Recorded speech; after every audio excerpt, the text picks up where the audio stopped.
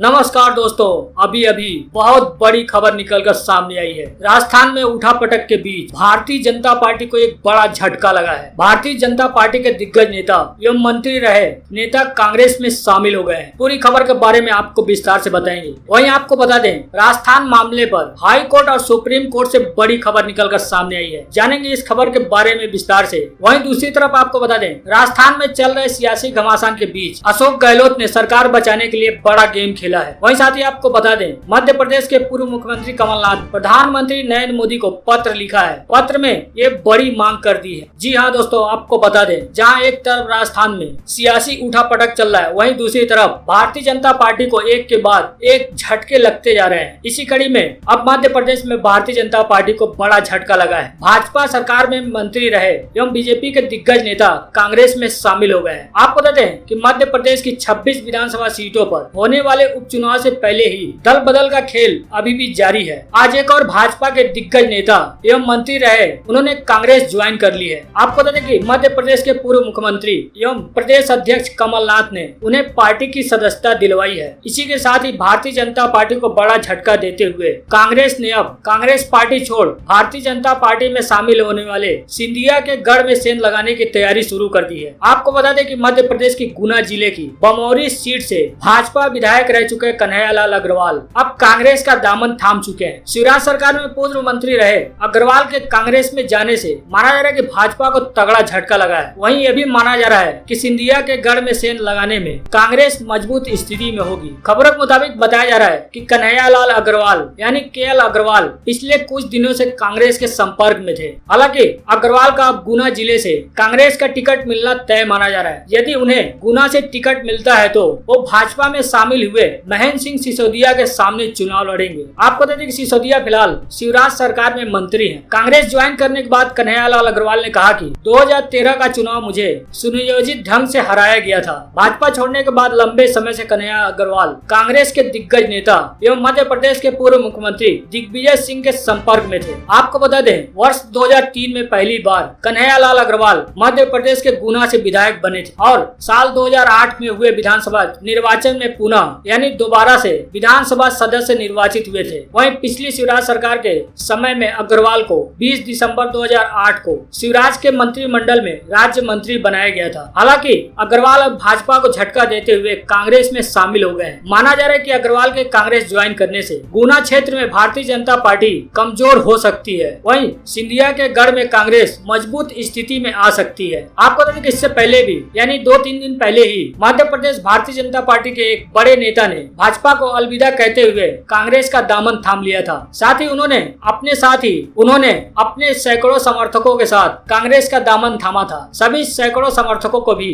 कांग्रेस की सदस्यता दिलवाई थी। आपको बता दें कि समय समय पर मध्य प्रदेश के पूर्व मुख्यमंत्री कमलनाथ यह भी दावा कर चुके हैं कि मध्य प्रदेश में होने वाले उपचुनाव में वह जीतकर फिर से सरकार में लौटेंगे। कमलनाथ कई बार कह चुके हैं कि 26 विधानसभा सीटों में से कम 20 से 22 सीटें जीतेंगे और साथ ही उन्होंने भी दावा किया है कि 20-22 सीटें जीतकर हम एक बार फिर मध्य प्रदेश की सत्ता में लौटेंगे। बढ़ते हैं अगली बड़ी खबर की तरफ। आपको बता दें कि राजस्थान मामले पर हाई कोर्ट और सुप्रीम कोर्ट से बड़ी खबर निकलकर सामने आई है। दरअसल आपको बता दें कि कानूनी दांवपेच में फंसे राजस्थान के सियासी संकट के बीच हाई कोर्ट ने सचिन पायलट गुट की याचिका पर और स्पीकर की नोटिस पर यथास्थिति बनाए रखने के आदेश दिए हैं। हाई कोर्ट के इस आदेश पर माना जा रहा है कि पायलट गुट के लिए बड़ी राहत है। आपको बता दें कि इससे पहले हाई कोर्ट ने राजस्थान के विधानसभा अध्यक्ष डॉक्टर सीपी जोशी के नोटिस को लेकर पायलट खेमे की ओर से दायर याचिका पर फैसला 24 जुलाई तक यानी आज तक के लिए सुरक्षित रख लिया था। यथास्थिति आदेश के बाद यानी जब तक सुप्रीम कोर्ट इस नोटिस पर कोई फैसला नहीं सुनाता,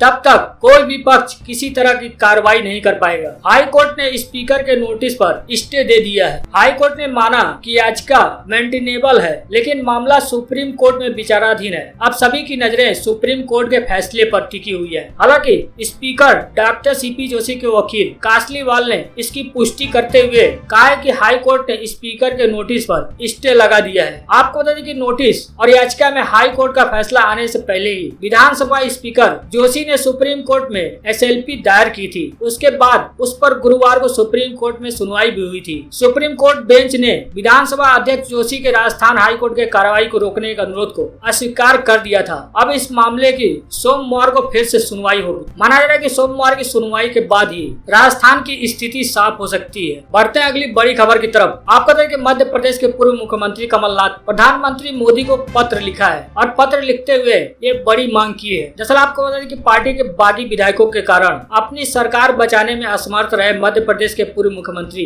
कमलनाथ ने प्रधानमंत्री नरेंद्र मोदी को पत्र लिखा है। पत्र लिखकर कमलनाथ ने प्रधानमंत्री से वैश्विक पटल पर स्थापित देश के लोकतंत्र को बचाने की मांग की है। दल बदल को लेकर कमलनाथ ने अपने इस पत्र में पीएम मोदी से कहा है कि दशकों के अथक प्रयास से हम सबने मिलकर भारत को विश्व का सबसे परिपक्व प्रजातंत्र बनाया है और संविधान निर्माता बाबा साहेब भीमराव अम्बेडकर के मुताबिक हमारे संविधान का सबसे खूबसूरत पहलू इसका संघीय स्वरूप है। उन्होंने लिखा है कि भारत की संघीय व्यवस्था के कारण ही संपूर्ण विश्व हमारे प्रजातंत्र की एक विशेष पहचान है, लेकिन पिछले कुछ समय से बाबा साहेब की भावनाओं को आहत करते हुए भारत के संघीय व्यवस्था पर निरंतर प्रहार किया जा रहा है। कमलनाथ ने आगे लिखा है कि जिन राज्यों में भारतीय जनता पार्टी नीति केंद्र सरकार से इतर दूसरे दलों की सरकारें हैं, उन्हें अनैतिक तरीके से गिराया जा रहा है। उन्होंने कहा कि मध्य प्रदेश की निर्वाचित सरकार को इस साल मार्च में गिराया जाना भारत के प्रजातांत्रिक इतिहास के सबसे घृणित कृत्यों में से एक है। उनका कहना है कि यह सोचकर दिल दहल जाता है कि जब एक और मानव समाज अपने अस्तित्व की लड़ाई लड़ रहा हो कोरोना जैसी महामारी से, तब दूसरी ओर भारतीय जनता पार्टी के वरिष्ठ नेता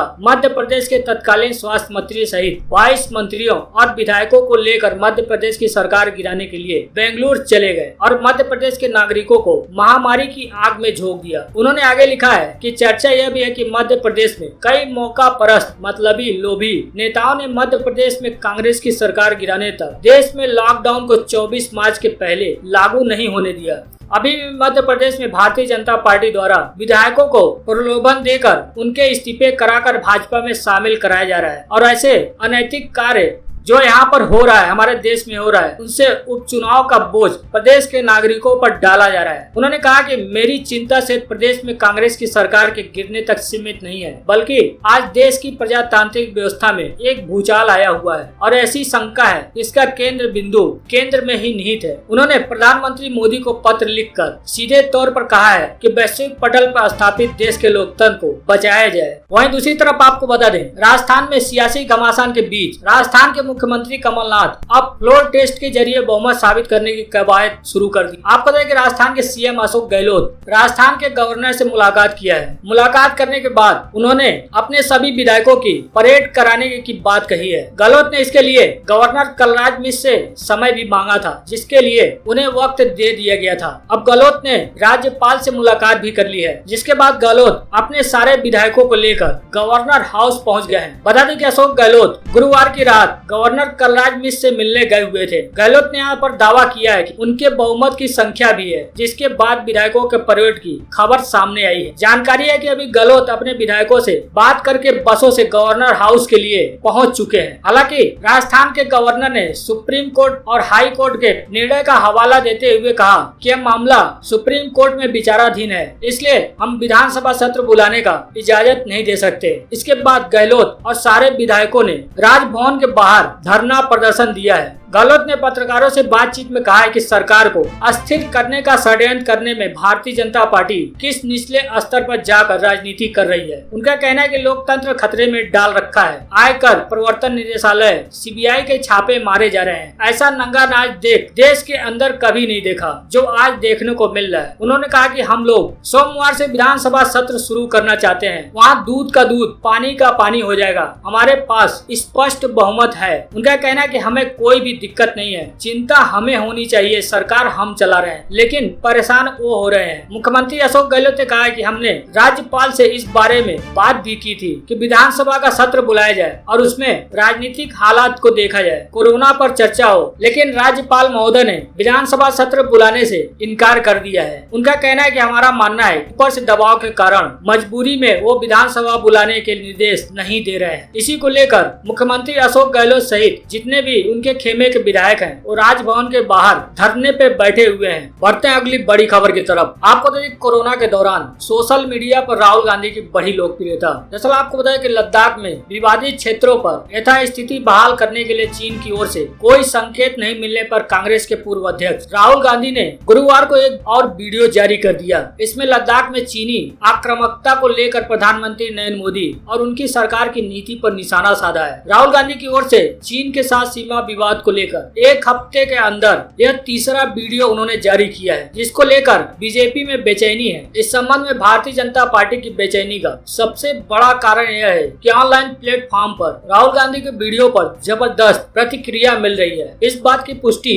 कांग्रेस की सोशल मीडिया टीम ने किया है। कांग्रेस की सोशल मीडिया सेल के मुताबिक चीन के साथ बने गतिरोध को लेकर राहुल गांधी की ओर से 17 जुलाई और 20 जुलाई को जारी वीडियो को अब तक 15 करोड़ बार देखा जा चुका है और इन दोनों वीडियो को ट्विटर पर 4 करोड़ बार देखा जा चुका है, फेसबुक पर 6 करोड़ बार और सोशल मीडिया प्लेटफॉर्म यूट्यूब पर 2 करोड़ बार देखा जा चुका है। जबकि व्हाट्सएप ऐप पर अलग अलग ग्रुपों पर 2 करोड़ यूजर ने इसे शेयर भी किया है। वहीं राहुल गांधी के ट्विटर हैंडल पर औसतन लाइक भी भारी उछाल आया है। आपको देख कोरोना महामारी के शुरुआती महीनों में जहां उन्हें 20,000 लाइक्स मिलते थे, अब वो बढ़कर 60,000 तक पहुंच गए हैं। सोशल मीडिया कांग्रेस की सोशल मीडिया सेल के प्रमुख रोहन गुप्ता ने कहा है कि राहुल गांधी की ऑनलाइन लोकप्रियता में बढ़ोतरी हुई है। उन्होंने कहा कि बहुत ही स्पष्ट है कि राहुल गांधी आज जो बोल रहे हैं वह राष्ट्र की आवाज है। पूरा देश चकित है कि प्रधानमंत्री उनसे झूठ कैसे बोल सकते हैं। हर कोई जानता है कि चीनी हमारे क्षेत्र में प्रवेश कर चुके हैं और हमारे सैनिकों को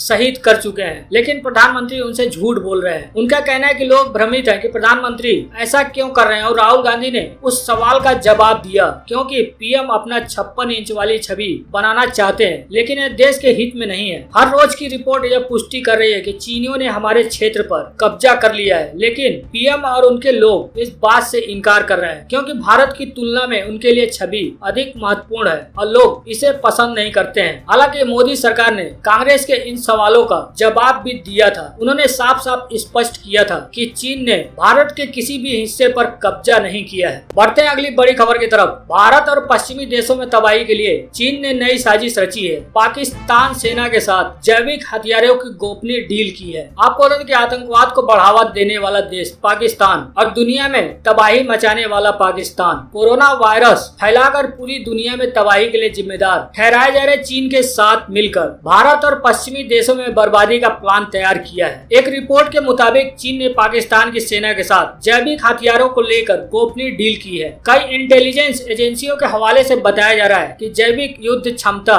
विस्तार में घातक संक्रामक एजेंट एथरेक्स सहित कई रिसर्च प्रोजेक्ट को शामिल किया गया है। यह रिपोर्ट ऐसे समय में सामने आई है जब दुनिया में चीन से निकला कोरोना वायरस तबाही मचा रहा है। लाखों लोग मारे जा चुके हैं। अब अटकलें लगाई जा रही हैं कि यह virus Wuhan institute of virology से निकला है। एंथनी क्लान की रिपोर्ट के मुताबिक इसी लैब ने पाकिस्तान सेना की defence science and technology organisation के साथ गोपनीय डील की गई है। दोनों देशों ने संक्रामक रोगों और संक्रामक बीमारियों के बायोलॉजिकल कंट्रोल को लेकर रिसर्च के लिए समझौता किया है। सूत्रों के हवाले से यह भी कहा गया है कि पाकिस्तान के साथ चीन गोपनीय डील कर रहा है। इस गोपनीय समझौते से चिंता बढ़ गई है। चीन कोरोना वायरस के मुद्दे पर वैश्विक रूप से घिरने से सबक लेते हुए अपनी सीमा से बाहर जैविक हथियारों पर टेस्टिंग करना शुरू कर दिया है, यानी टेस्टिंग करना चाहता है। वुहान लैब ने इस प्रोजेक्ट के लिए सभी वित्तीय संसाधन और साइंटिफिक सपोर्ट दिया है। प्रोजेक्ट का सारा खर्च चीन उठाया है। इंटेलिजेंस रिपोर्ट के मुताबिक गोपनीय जैविक हथियार को लेकर प्रोजेक्ट के तहत एथरेक्स के दोहरे इस्तेमाल को लेकर रिसर्च को अंजाम दिया जाएगा। एक सूत्र का कहना है कि यह समझौता बताए गए उद्देश्य से अलग लक्ष्यों को लेकर किया गया है। भारतीय और पश्चिमी इंटेलिजेंस एजेंसियों के मुताबिक चीन इस प्रोजेक्ट से भारत और पश्चिमी देशों के खिलाफ पाकिस्तान का इस्तेमाल करते हुए जैविक हथियारों को विकसित करना चाहता है। इससे वह अपनी जमीन और लोगों को जोखिम से बचाते हुए अपने खतरनाक मंसूबों को अंजाम देना चाहता है। हालांकि भारत भी मजबूत स्थिति में खड़ा है। चीन के किसी भी खतरनाक मंसूबे को भारत कामयाब नहीं होने देगा। चीन के हर उस दर्द का भयंकर दर्द से जवाब देगा।